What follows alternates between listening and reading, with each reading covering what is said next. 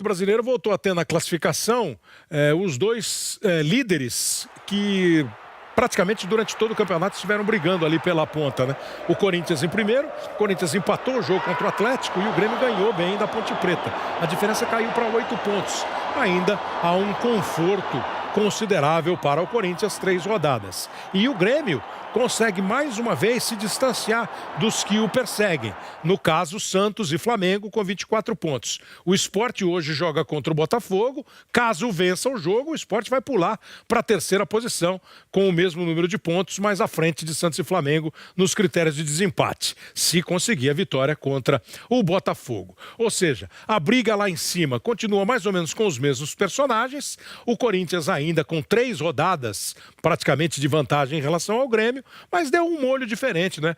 O empate do Corinthians contra o Atlético e a vitória do Grêmio contra a Ponte. Agora vamos para o outro lado da tabela. Nós temos times brigando para não cair e essa briga normalmente ela é muito intensa até a última rodada do campeonato. Há uma opinião no futebol que diz o seguinte: time grande, time acostumado a brigar lá em cima, a conquistar títulos, quando entra na zona do rebaixamento, costuma pisar num terreno muito liso, patinar mesmo, e demora para sair.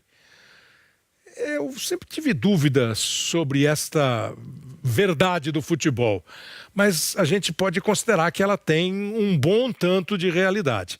O São Paulo está na zona do rebaixamento. O São Paulo completou ontem, com a derrota para a Chapecoense, 9 rodadas do Campeonato Brasileiro sem vitória. E são 4 rodadas nesta posição, entre os 4 últimos colocados. Tem 3 pontos agora a menos do que o primeiro fora da zona do rebaixamento. Isso tem algum significado matemático, no sentido de, não tem mais jeito? Obviamente que não. Mas tem um sentido emocional e uma revelação da temporada do São Paulo que vai exigir muito trabalho do pessoal do Morumbi. O São Paulo contratou, vendeu, contratou, mudou elenco, trocou de técnico e não conseguiu ainda deslanchar.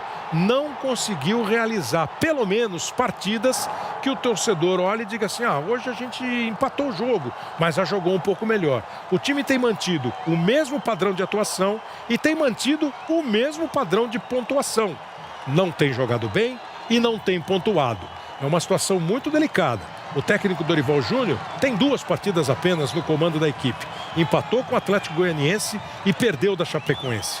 2 adversários diretos nessa briga para fugir lá de baixo. Agora tem o Vasco e depois o Grêmio. Jogos duros no Campeonato Brasileiro, os 2 em casa.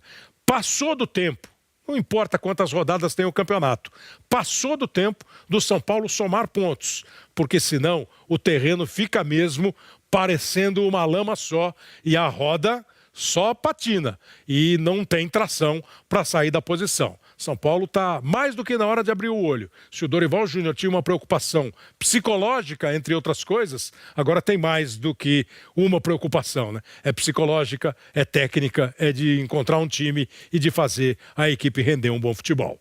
Bom dia para todo mundo.